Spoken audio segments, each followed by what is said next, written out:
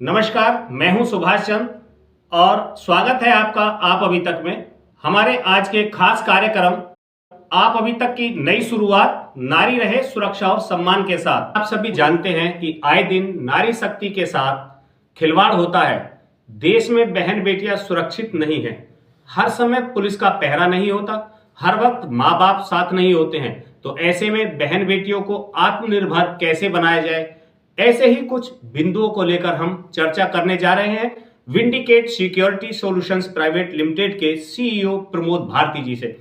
प्रमोद भारती जी प्रधानमंत्री सुरक्षा से जुड़े रहे हैं और वर्तमान में उत्तर प्रदेश पुलिस सहित विभिन्न कारपोरेट में सुरक्षा के साथ साथ नारी सुरक्षा की मुहिम को भी आगे बढ़ाने में योगदान दे रहे हैं। आइए बात करते हैं कि किस तरह वर्तमान समय में हमारी बहन बेटियां किन किन बातों का ध्यान रखकर स्वयं को सुरक्षित व आत्मनिर्भर बनकर कॉन्फिडेंस के साथ जीवन यापन कर सकती हैं। प्रमोद जी नमस्कार, आपका स्वागत है हमारे स्टूडियो में। नारी सम्मान को लेकर के आपका क्या कहना है और सेल्फ डिफेंस क्यों जरूरी है? सुभाष जी धन्यवाद आपका।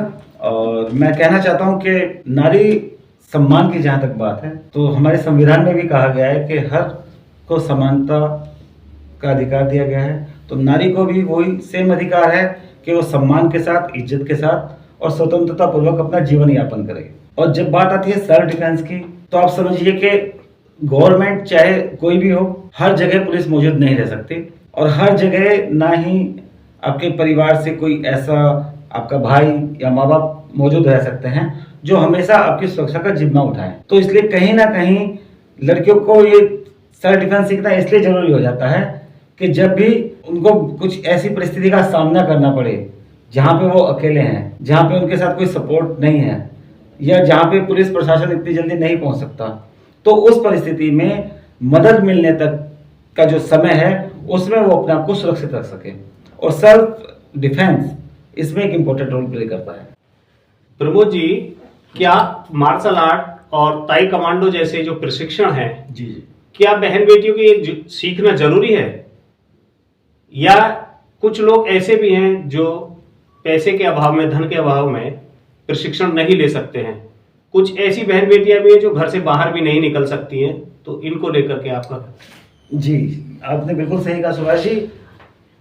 असल में ये मैं कहना चाहता हूँ सभी उन लोगों को जो समझते हैं कि सेल्फ डिफेंस के लिए मार्शल आर्ट की जानकारी होना जरूरी है। तो मार्शल आर्ट या सेल्फ डिफेंस की कुछ टेक्निक्स एक हिस्सा है सेल्फ डिफेंस का। आप इसको सेल्फ डिफेंस की परिभाषा में मत डालिए, ये इसका एक छोटा सा पार्ट है। तो किसी को किक मार देना या किसी को बॉक्सिंग मार देना यही सेल्फ डिफेंस नहीं होता है। अगर आप ऐसा सोचते हैं तो आप गलत ट्रैक पर हैं। और मैं कहना चाहता हूं कि जो लड़कियां सेल्फ डिफेंस नहीं सीख पा रही हैं या उन लोगों के लिए भी जो सीख सकती हैं, सेल्फ डिफेंस एक बात का स्टेप है। सबसे पहले काम करती है आपकी अवेयरनेस, कि आप कितना अवेयर हैं। अवेयरनेस अगर आपकी है तभी आप सेल्फ डिफेंस को भी यूज कर पाएंगे।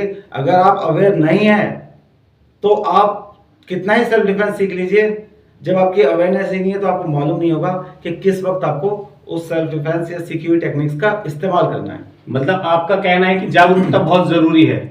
बिल्कुल, जागरूकता एक अहम रोल प्ले करती है सेल्फ डिफेंस में।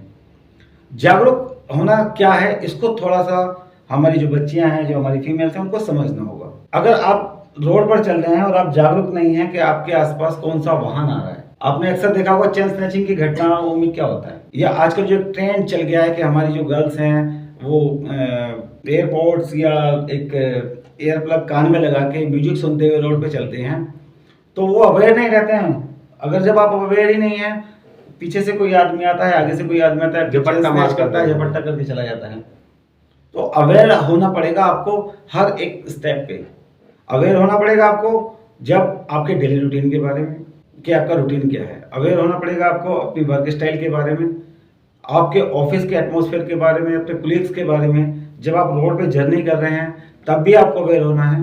और मोर देन दैट आपको हर एक चीज जिसको आप इस्तेमाल कर रहे हैं उसको अगर आप अवेयरनेस के साथ करेंगे, अलर्टनेस के साथ करेंगे, तो 90% जो चीज़ें हैं, जो खतरे आपकी तरफ आ सकते हैं, उनको आप अपने से दूर कर देते हैं। और बाकी बचे हुए जो 10% हैं जो आपकी अवेयरनेस के बाद भी आ जाते हैं, तब आपका सेल्फ डिफेंस काम करता है कि उनसे आप कैसे बाहर निकलें।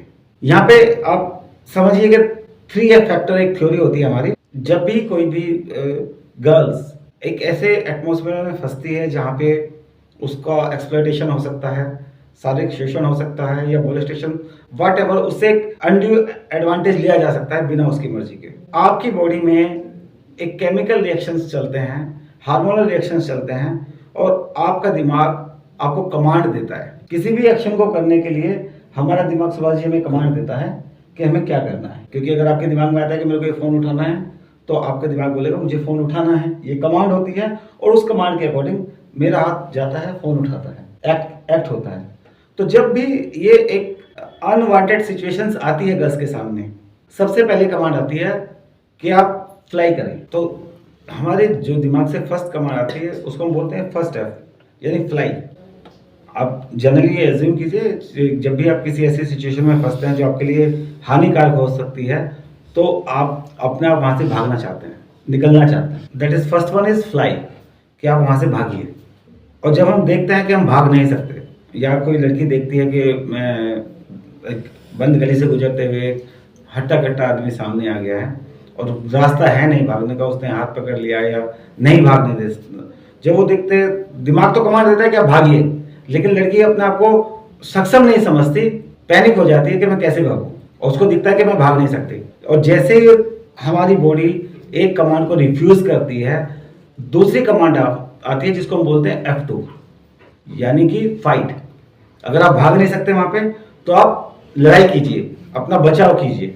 और थर्ड कमांड, जब हम लड़ाई भी नहीं कर सकते, देखते हैं कि 4 लड़कों ने एक लड़की को घेर लिया है या 4 लोगों ने किसी पर्सन को घेर लिया है जिसको लाइफ थ्रेट है, तो देन थर्ड ऑटोमेटिकली कमांड आ जाती है दिमाग से, एंड दैट इज फ्रीज। जम जाते हैं, पैनिक हो जाते हैं।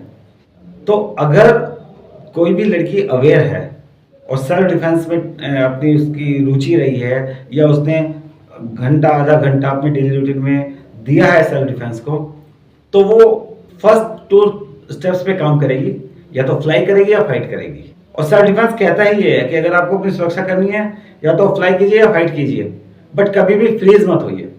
क्योंकि जैसे ही आप फ्रीज हुए, तो सामने वाला ओपोनेंट उसको या तो आपकी सहमति समझेगा, या उसको एक क्लियर मैसेज जाएगा कि आप डर चुके हैं और आपसे जैसा फायदा उठाना चाहता है वो उठाएगा। तो सेल्फ डिफेंस या एक जागरूकता, जो हम नारी शक्ति के बारे में बात करते हैं, हमारा उसका मोटो ही ये होता है कि आप सारे अपने मिथ तोड़िए, अपने अंदर अवेयरनेस पैदा कीजिए, कुछ फिजिकल फिटनेस अपने लाइफ का हिस्सा बनाइए, और कुछ बेसिक टेक्निक्स जानकर आप फ्लाई कीजिए, फाइट कीजिए, बट कभी भी फ्रीज मत होइए। तो सबसे पहले ना आप अपने एक बड़े मिथ को तोड़िए कि अगर आप सुरक्षित रहना चाहती हैं, तो उसके लिए आपको सेल्फ डिफेंस सीखना ही पड़ेगा, मार्शल आर्ट सीखनी ही पड़ेगी। सेल्फ डिफेंस आप सीखिए, but start it with awareness. सबसे पहले आपको अवेयर होना है। अवेयर होंगे आप अपने डेली रूटीन के प्रति, अवेयर होंगे आप अपने सराउंडिंग्स के प्रति, अवेयर होंगे आप अपने वेल विशर्स और बैड इंटेंशन वाले पीपल्स के प्रति, अवेयर होंगे आप अपने साथ काम करने वाले कुलीग के प्रति, अवेयर होंगे आप अपने स्टाफ के प्रति, अवेयर होंगे आप जब आप सोशल मीडिया का यूज़ कर रहे हैं। सोशल मीडिया के यूज़ के दौरान भी अगर आप अवेयर नहीं है और गलतियां करते हैं, तो वो भी आपके एक्सप्लॉयटेशन का कारण बन सकता है। तो awareness is the first step, और उसके बाद किसी भी इंस्टीट्यूट से या किसी भी एक्सपर्ट से जो मार्शल आर्ट की या वेल्नेरेबल पार्ट्स ऑफ ह्यूमन बॉडी की जानकारी रखता है, उससे कुछ बेसिक टेक्निक सीखें जो आपको मदद करेंगी कि आप उस ऑकवर्ड सिचुएशन से निकलकर बाहर आ सकें।